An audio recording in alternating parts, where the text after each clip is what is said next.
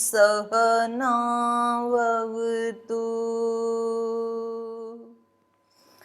सहनौ भुनक्तु सह वीर्यं करवावहै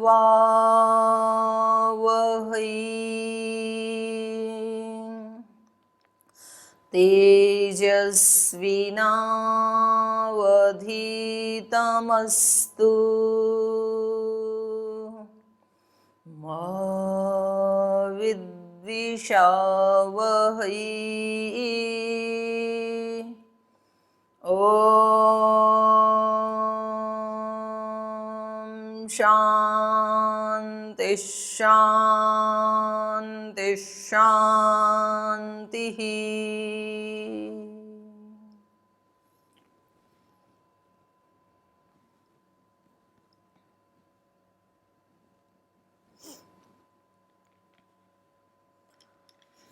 तो कल हनुमान जी का अशोक वाटिका गमन, लंका गमन और माता को अपने स्वरूप का दर्शन, श्री राम के बारे में बताना, तो सीता माता से भेंट करना, रावण की अशोक वाटिका को उजाड़ डालना, बाद में उनके सेनापति और मंत्रियों के पुत्रों को तथा रावण के छोटे पुत्र अक्षय कुमार को मार डालना, ये सब कल हमने चर्चा की। उसके पश्चात ब्रह्म अस्त्र से बांध करके मेघनाथ जाते हैं, उनके जो बहुत वीर योद्धा पुत्र हैं, और ब्रह्म पाश में बांध करके हनुमान जी को लाया जाता है। तो कल हमने शुरुआत में एक बात बताई थी कि हमें कोई भी काम करते समय, जैसे अभी हमने मंत्र पाठ किया, सहनावतु सहनौ भुनक्तु सह वीर्यं करवावहै, तो उसमें शायद आपको अर्थ समझ में नहीं आया हो, तो उसमें यही प्रार्थना की है कि जितने देर भी ये पढ़ने का काम किया जाएगा, ये ध्यानपूर्वक किया जाएगा और उसमें आपकी ही शक्ति से, आपका ही निमित्त बन करके ये काम किया जा रहा है। तो सहनावतु, हमारी रक्षा कीजिए इस कार्य को करते समय। एक पल के लिए भी हम आपकी उपस्थिति से, आपकी जो दिव्य पावन सिक्योरिटी है, उससे बाहर ना जाएं। सहवीर्यं करवावहै तेजस्विनावधीतमस्तु, जो हम सुन रहे हैं या पढ़ रहे हैं, वो हमारे जीवन में कुछ एक नया परिवर्तन लाने वाला हो। अगर इसके अनुसार हमारा जीवन नहीं है जो हम अभी पढ़ने जा रहे हैं, तो हम अपने उस दोष को पहले देखें ध्यान से और फिर उसको हटाने के लिए लग जाएं। तो उसमें घबराने की भी आवश्यकता नहीं है, इतराने की भी आवश्यकता नहीं है। यही साधना है। आँख मूंद करके ध्यान करना 1 घंटा, वो भी ज़रूरी है। आँख खोल करके हर काम को करते हुए ध्यान से करना, वो उससे भी ज़्यादा ज़रूरी है। तो शायद आपने अभ्यास भी किया होगा। और आइए आज के पाठ को भी ध्यान से पढ़ते और सुनते हैं। तो इनको लंकापुरी में ब्रह्मपाश में बांध करके रावण के समक्ष उपस्थित किया जाता है और इनके बारे में उनको बताया जाता है। तो वो वहाँ पर ये निर्णय लिया जाता है कि बंदर को ना, वो जो ब्रह्मपाश में बांधा था वो छूट गई, क्योंकि इनको ये वरदान मिला हुआ था, अस्त्रेण उन्मुक्तम आत्मानं ज्ञात्वा। उस अस्त्र से, अस्त्रेण अस्त्र से, आत्मानं उन्मुक्तम ज्ञात्वा, अपने आप को मुक्त ही जान करके कि इनकी दृष्टि में मैं बंधा हुआ हूँ, लेकिन मैं तो मुक्त ही हूँ।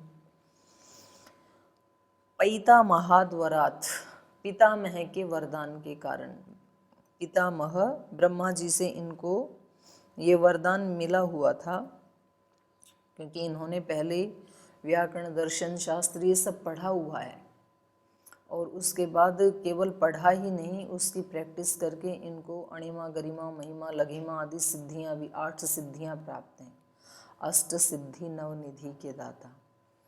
और इन्होंने कुछ ऐसी साधनाएं भी की हुई हैं कि इनको ब्रह्मा जी से वरदान मिला हुआ है कि आपको कभी कोई आसुरी पाश बांध नहीं पाएगा।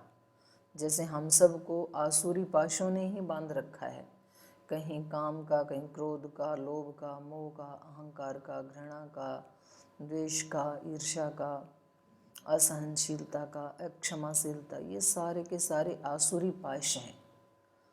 तो ये उस व्यक्ति को नहीं बांध पाते हैं जो उस ब्रह्म की शरण में रहता है। तो उस ब्रह्म के वर से पितामहात् वरात्, उस पितामह ब्रह्मा के वरदान के कारण, क्योंकि ब्रह्मचारी जो है वो अपने सारे दोषों को नष्ट कर लेता है, अपने अंदर के सारे आसुरी पाशों को शिथिल कर डालता है। पहले तनु कर डालता है, शिथिल कर देता है, बाद में उनको नष्ट कर देता है। तो ये तो बहुत बड़े ब्रह्मचारी हैं और बहुत बड़े योगी हैं, इन्होंने बहुत प्रैक्टिस की हैं अष्टांग योग की। तो इसलिए ये तो अपने आप को मुक्त ही मान रहे हैं। इसलिए राक्षसान वीरः मर्शयन, उन राक्षस वीरों को सहन करता हुआ, क्योंकि वो भी राक्षस हैं तो उनमें भी बहुत बल है, तो वो इसके ऊपर प्रहार करते हैं तो उसको ये सहन कर रहे हैं। मर्शयन राक्षसान वीर यंत्रणः ताम यदृच्छया, उनकी इच्छा से जो जो उसको यंत्रणा दी जा रही है, जो जो कष्ट दिए जा रहे हैं, उन सब को वो सहन कर रहे हैं।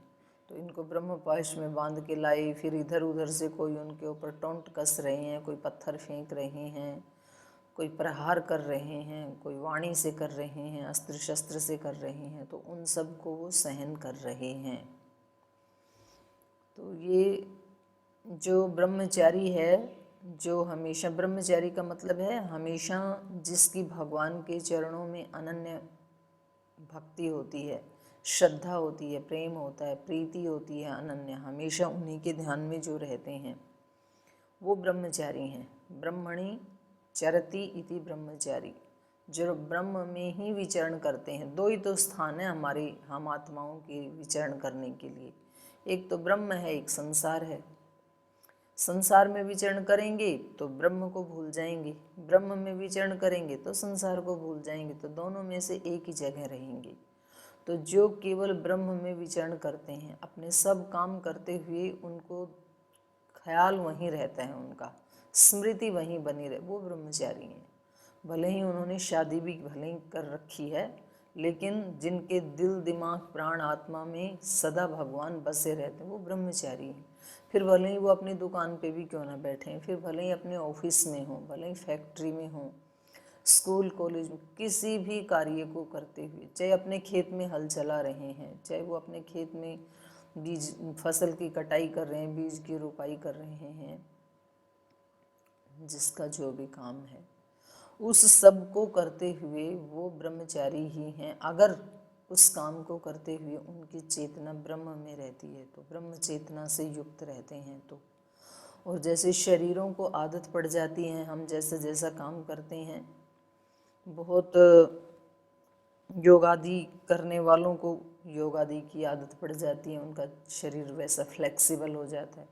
बहुत आराम तलब वालों को उनके शरीर को आराम की आदत पड़ जाती है। बहुत एसी आदि में रहने वाले शरीरों को एसी की आदत पड़ जाती है। फुटपाथ पे रहने वाले शरीरों को फुटपाथ की आदत पड़ जाती है। पहाड़ पे बर्फ़ में रहने वाले लोगों के शरीरों को वो पहाड़ के ऊपर ही उनको चढ़ने उतरने में कोई दिक्कत नहीं होती है। तो जो हम बचपन से शरीर को अभ्यास करवाते हैं वो हमारे शरीरों को अभ्यास हो जाते हैं। ऐसे ही जो अभ्यास हम कुछ दिन के लिए अपने मन को करवाते हैं तो वो अभ्यास हमारे मन के भी हो जाते हैं, फिर वो मन का स्वभाव बन जाता है। तो हम अपने मनों को ये प्रैक्टिस करवाएं कि मैं हर काम को करते हुए मेरा ध्यान ब्रह्म में ही रहेगा। ऐसा यदि हमारे मन ने अभ्यास कर लिया तो फिर हम ब्रह्मचारी ही हैं। और फिर जो ब्रह्मचारी है वो फिर संसार के प्रहारों को बड़ी आसानी से सहन कर जाता है। फिर तो यहाँ पर यही बताया जा रहा है, राक्षसान वीरो मर्शयन, उन राक्षस वीरों के प्रहारों को सहन करता हुआ, यदृच्छया तान यंत्रणः, अपनी इच्छा से वो जो भी उसको यंत्रणा दे रहे थे, क्योंकि थोड़ी सहनशीलता भी तो दिखानी पड़ती है, बहादुरी का ये भी एक लक्षण होता है। अगर थोड़ा सा आते ही व्यक्ति तिल मिला जाए और अपना आपा ही खो दे और अपना रास्ता ही बदल दे, अपनी मंजिल ही बदल दे, घर बार छोड़ के ही भाग जाए, तो फिर ये पता लगेगा कि वो जो ज्ञान था वो केवल शब्दों का था, वो आचरण में आया नहीं था, अभ्यास नहीं था उसका, तो उसकी परीक्षा हो जाती है। जो जितना सहनशील और क्षमाशील होता है वो उतना ही ज़्यादा, भले ही उसने ज़्यादा पढ़ा नहीं हो, लेकिन उसके अंदर वो ज्ञान शक्ति है। और इन्होंने फिर क्या किया, इन्होंने ये किया कि जो वानर हैं, वानर जाति के, तो उनको जलाने की कोशिश की गई। अब यहाँ ऐसा कोई वर्णन नहीं है, आगे आएगा तो हम पढ़ेंगे कि उनकी पूंछ को वो सब लिपटा करके रुई और जो भी वस्त्र आदि और उसके ऊपर कुछ ऐसे ज्वलनशील मिट्टी तेल या पेट्रोल, ऐसी कुछ डीजल आदि ऐसी ज्वलनशील चीज़ें डाल करके उसमें आग लगा दी कि इसको यहीं भस्म कर देंगे, यही इनके लिए मृत्युदंड है।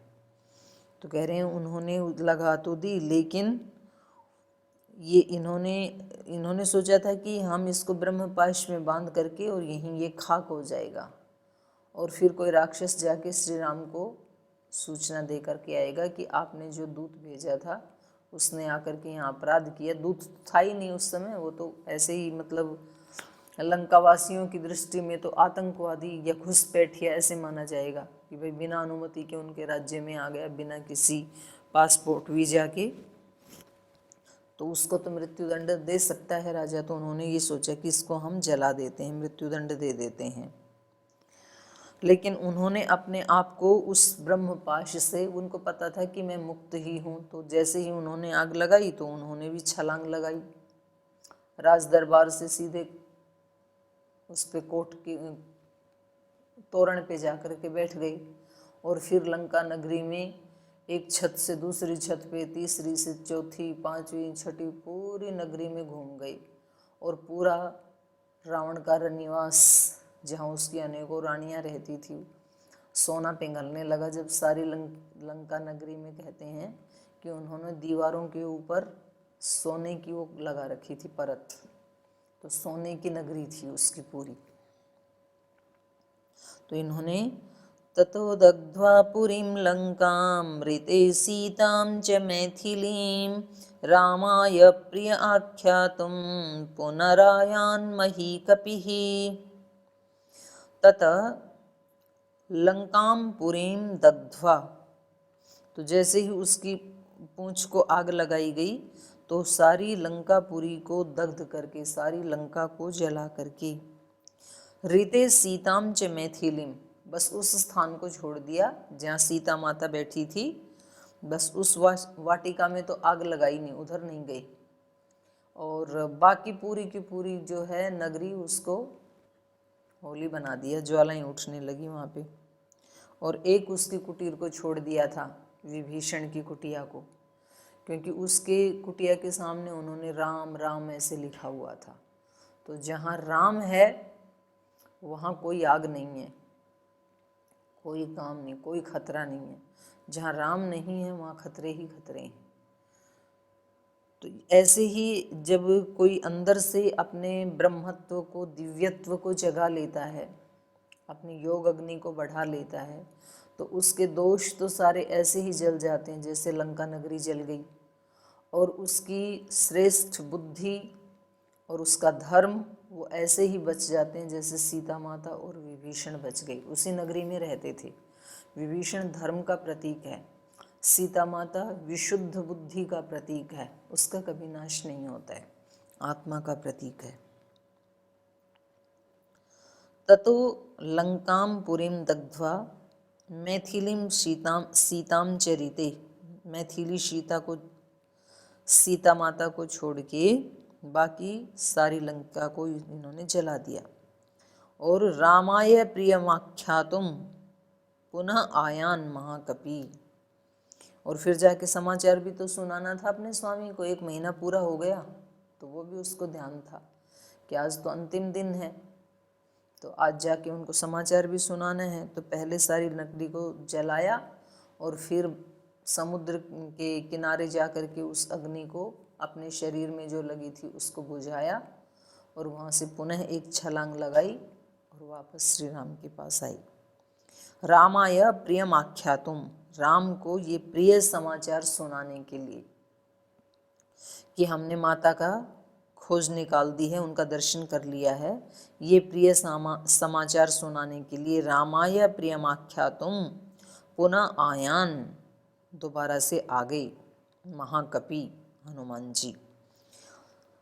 और वहाँ आकर के सौभिगम्य महात्मानं कृत्वा रामं प्रदक्षिणं न वेदयं ये आत्मा दृष्टा सीतेति तत्त्वतः न वेदत् अयं ये आत्मा दृष्टा सीतेति तत्त्वतः।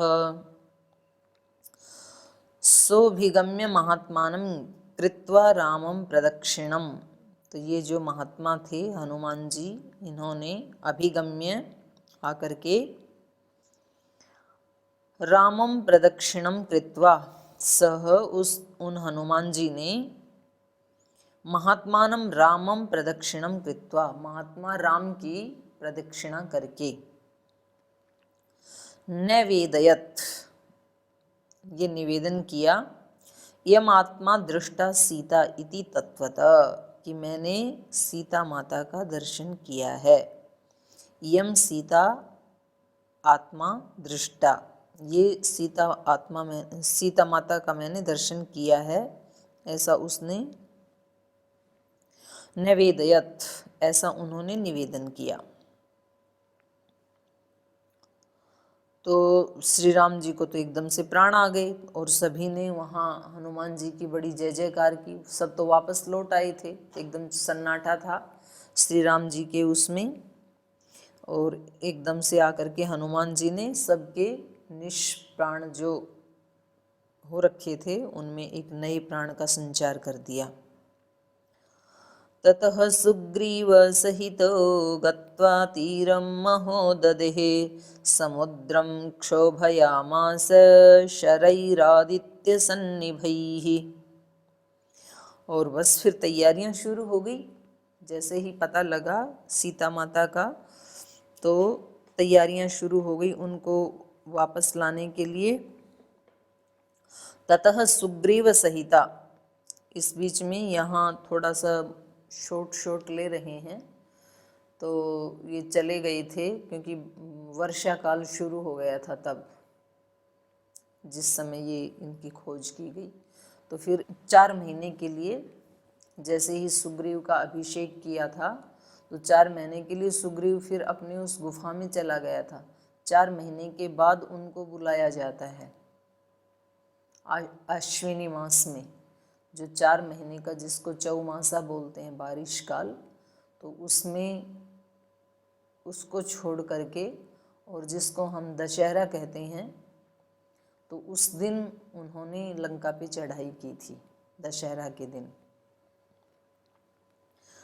तो यहाँ पर ततः सुग्रीव सहित गत्वा तीरे महोदधे, तो सारे सैनिक समुद्र के किनारे पहुँच गए। चलो भाई उसी दिशा में चलते हैं, अब माता को वापस लाना है। लेकिन अब समुद्र के किनारे पहुंच तो गए, आगे कैसे जाएं? समुद्रम क्षोभयामास आदित्य सन्निभै शरैहि, तो अब इतने सारों को लेके कैसे जाएं? एक हनुमान जी तो चले गए, उनके पास तो सिद्धि थी, पूरी सेना कैसे जाए? और हनुमान जी ज़्यादा से ज़्यादा 2-4 चक्कर लगाएं तो 2-4 को तो ले जा सकते हैं। एक बार लक्ष्मण राम को बिठा ले जाएं, एक बार अंगद सुग्रीव को ले जाएं, लेकिन पूरी सेना को कैसे लेके जाएं समुद्र के अंदर से? कोई इतनी बड़ी जहाज़ भी नहीं है, और जहाज़ हो तो भी अगर उनको पता लग गया तो वो तो बीच में ही नष्ट भ्रष्ट कर देंगे। असुर हैं, राक्षस हैं वो तो। ये बड़ी समस्या थी। तो यहाँ पर किसी को भी नहीं सूझ रहा था, तैर के भी नहीं जाया जा सकता है, सेना है, हाथी हैं, घोड़े हैं, जो भी हैं। तो श्री राम ऐसे हैं कि जब, और श्री राम नहीं, हम सब आत्माएं ऐसे हैं, जब चारों तरफ से सब रास्ते बंद हो जाते हैं तो फिर भगवान से प्रार्थना करते हैं। फिर हम भगवान की शरणागति में जाते हैं कि अब मेरी शक्तियां थक गई हैं, मेरे वश में कुछ नहीं है, अब मैं नहीं कुछ भी कर सकता हूँ। तो जब अपने, वो एक प्रार्थना भी हम सुनते थे बचपन में, जब तुझसे न सुलझें तेरे उलझे हुए धंधे, भगवान के विश्वास पे सब छोड़ दे बंदे, खुद ही तेरी मुश्किल वो आसान करेगा, जो तू नहीं कर पाया वो भगवान करेगा। जो तेरे से नहीं हो पाता है तो वो उसके ऊपर छोड़ दे। तो उसने, श्री राम ने सोचा कि मैं इनसे प्रार्थना करता हूँ, समुद्र देवता से। तो उन्होंने कहा कि देखो हम निराहार यहाँ पर बैठे हैं, कुछ खाएंगे नहीं, पिएंगे नहीं, और समुद्र देवता से प्रार्थना करेंगे कि ये हमें थोड़ा सा रास्ता दे दें, तो उस रास्ते से फिर हम लंका नगरी को पहुँच जाएंगे। तो ऐसे वो एक दिन बैठे रहे, कोई उत्तर नहीं मिला। दूसरे दिन की भी शाम हो गई, कोई उत्तर नहीं मिला। तीसरे दिन की भी रात, तीसरे दिन का भी पूरा दिन चला गया, कोई उत्तर, कोई समुद्र ने रास्ता नहीं दिया। तो लक्ष्मण ने कहा भैया मैं तो पहले ही कह रहा था कि जो ऐसे अहंकारी प्रवृत्ति के लोग होते हैं वो कभी दूसरे की विनम्रता को नहीं पहचानते हैं, इसलिए आप ऐसे जो अहंकारी व्यक्ति हैं उनके साथ आप उसी तरीके से पेश आएं। तो उन्होंने कहा ठीक है, लेकिन पहले अपनी तरफ से एक शांति का प्रस्ताव जरूर देना चाहिए, ताकि अगला व्यक्ति हमें ये ना कह सके कि आप तो अच्छे थे, एक शांति का प्रस्ताव तो देते पहले। इसलिए महाभारत के युद्ध में भी भगवान योगेश्वर श्री कृष्ण 2 बार शांति का संदेश भिजवाते हैं कौरवों के पास, धृतराष्ट्र के पास। पहले एक बार तो खुद ही गए, तो उन्होंने उनको बांधने की कोशिश की, दूत को ही। फिर एक बार और शांति संदेश भिजवाया कि देख लो अभी भी चांस है अगर युद्ध को टाला जाए तो। लेकिन जब अहंकार बहुत ज़्यादा बढ़ जाता है तो वो व्यक्ति उसको सुनते नहीं हैं, शांति के संदेश को। तो हनुमान जी ने यद्यपि निवेदन कर दिया था जब सीता माता की खोज के लिए गए कि भाई आपसे हमारा कोई वैर नहीं है, आप जिस अपमान के साथ माता को उठा के लाए हैं उसी सम्मान के साथ आप उनको वापस कर दीजिए, तो हम क्यों आपके यहाँ आकर के युद्ध करेंगे। तो उनको लगता है कि देखो हमें कैसे समझा रहे हैं, जैसे कि हम इनके कहने से मान ही जाएंगे, क्योंकि व्यक्ति को दूसरा आदमी तो बहुत छोटा दिखता है। जब उसका अहंकार बढ़ता है तो उसको लगता है ये तो सब घास फूस हैं, ये तो सब कीड़े मकोड़े हैं, मेरे जितना विद्वान कौन है। तो उसमें वो सुनता नहीं है किसी दूसरे की। 3 दिन के बाद जैसे ही श्री राम ने अपना धनुष उठाया, तो यहाँ पर बताया है, उसका विशेषण दिया है, आदित्य सन्निभई शरैहि, आदित्य के समान, जैसे सूर्य को कोई रोक नहीं सकता है, सूर्य की किरणों को कोई रोक नहीं सकता है, ऐसे श्री राम के बाण को कोई रोक नहीं सकता है। वो जिस भी निशाने के ऊपर उसको लगाएंगे वो जाकर के उसका भेदन करेगा। तो ऐसे सूर्य की तरह चमचमाते हुए जो उनके तेजस्वी बाण थे, उनमें से एक बाण को उन्होंने निकाला और उसकी तरफ तान दिया कि अभी सुखा डालता हूँ अग्नि बाण से ना, पूरा का पूरा समुद्र सुखा डालूंगा। तो अभी उन्होंने ताना ही था अपनी प्रत्यंचा को धनुष के ऊपर, बाण लगाया ही था, छोड़ा नहीं था अभी। तो तभी जो समुद्र का अभिमानी देवता है तो वो वहाँ पर प्रकट हो जाते हैं कि प्रभु रक्षा करो, अगर आपने सारे जलों को सोख लिया तो ये सृष्टि चलेगी कैसे, आपकी ही बनाई हुई ये सृष्टि है, और आप ही यदि इसका खंडन करने लगेंगे तो इसकी रक्षा कौन करेगा। तो त्राही माम करते हुए वो उनकी शरण में आया। तो उन्होंने कहा देखो हम तो 3 दिन से आपसे रास्ता मांग ही रहे हैं। तो उन्होंने बताया कि देखो ऐसा तो कभी भी हुआ ही नहीं, तो सृष्टि नियम के विरुद्ध जो काम है वो हम कैसे कर सकते हैं, आपने ही हमें इस सेवा में लगाते हुए ये मर्यादा बताई थी कि आप कभी इस मर्यादा का उल्लंघन मत करना। तो अगर हम आपके उस आदेश को तोड़ें तो हमें पाप लगेगा, तो हम ये तो नहीं कर सकते हैं। तो यहाँ चलो राम का तो जो व्यवहार हमें सीखने की शिक्षा दे रहा है सो तो है ही कि पहले अपनी तरफ से विनम्रता पूर्वक निवेदन करना चाहिए, प्रीति पूर्वक बताना चाहिए किसी को कि आप ठीक काम नहीं कर रहे हैं, इसको आप परिवर्तन कर लीजिए। 2 बार 4 बार फिर भी बताने से नहीं मानता है तो फिर उसको उसके तरीके से ही बताने में हमें पीछे नहीं हटना चाहिए, फिर बताना ही चाहिए, क्योंकि उसने सुना नहीं ना उस अच्छे वाले तरीके को।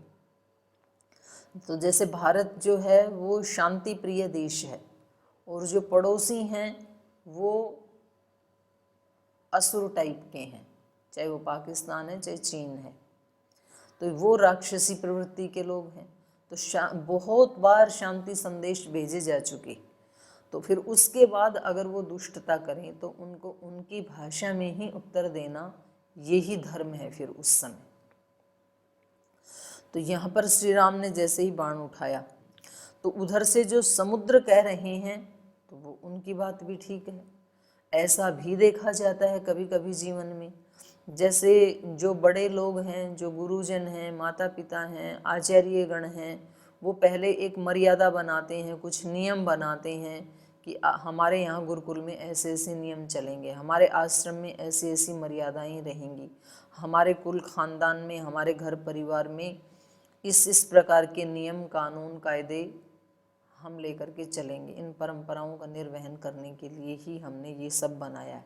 और कई बार ऐसे देखा जाता है कि कभी बड़े ही तोड़ने के लिए बाधित करते हैं या तोड़ने के लिए तैयार हो जाते हैं उसको, तो उसके सामने फिर जो छोटे हैं उनको याद दिलाना चाहिए कि आपने ही तो बनाया था ये मर्यादा, तो आज आप ही उसको तोड़ने के लिए क्यों कह रहे हैं। तो यहाँ समुद्र ने कहा कि प्रभु जब सृष्टि बनाई तो आपने ही हमें ये मर्यादा दी थी, हम किसी को ऐसे रास्ता नहीं दे सकते हैं, फिर वो चाहे स्वयं भगवान भी क्यों ना हो। तो कभी अगर गुरुजन भी या माता पिता भी अपने राह से भटक के हमें कुछ गलत काम करने के लिए प्रेरित करें, जो मर्यादा उन्होंने बनाई थी उसके विपरीत हमें प्रेरित करें, तो उस समय हमें वो गलत काम नहीं करना चाहिए और हमें उनको याद दिलाना चाहिए कि देखो आपने ही तो ये मर्यादा बनाई थी और आप ही इसको तोड़ने के लिए कह रहे हैं, तो जिम्मेदारी आपकी होगी, हमारी तो कोई बात नहीं है, हम आपके उसमें निर्देशन में हैं, लेकिन ये मैं आपको एक बार याद दिला देता हूँ। तो यहाँ समुद्र ने याद दिलाया कि प्रभु ये तो आपने ही मर्यादा बनाई थी कि हम कभी ओवरफ्लो नहीं होंगे और हम कभी किसी मनुष्य के लिए इस तरह से कोई रास्ता नहीं देंगे, इसको कोई लांघ नहीं सकता है, हमारे हृदय को कोई चीर नहीं सकता है। तो श्री राम ने कहा कि क्या फिर हम सब लौट जाएं यहाँ से, तब हमें सीता माता मिलेगी नहीं क्या। तो उन्होंने कहा नहीं, इसका मैं उपाय आपको बता देता हूँ। आपके पास ये जो नल नील नाम के जो 2 युवक हैं, इनके पास बहुत ऊंची टेक्नोलॉजी विद्या है और इन्होंने आपको बताया नहीं, इनके गुरु ने इनको मना किया हुआ था, तो आप इनको बताइए। इनके हाथ में वो ऐसी टेक्नोलॉजी है कि ये पानी के ऊपर जिस पत्थर को डालेंगे, अब वो कितना सत्य है पता नहीं, अभी भी मैंने देखा जो रामायण में दिखाया गया कि नल और नील जब गुरुकुल में रहते थे तो वो चीज़ों को इधर उधर फेंक देते थे और जिस गुरु के आश्रम में वो रहते थे उसके चारों तरफ पानी था, तो गुरुजी को बड़ी दिक्कत होती थी, वो अपना चश्मा ढूंढ रहे हैं, चश्मा पानी में फेंका ही चले, तो वो पढ़ाएंगे कैसे। वो पेन ढूंढ रहे हैं, पेन को फेंक के आ गई ये, तो बच्चे तो थोड़े चुलबुले होते ही हैं, तो हर चीज़ को इधर उधर बिखेर डालते थे ये।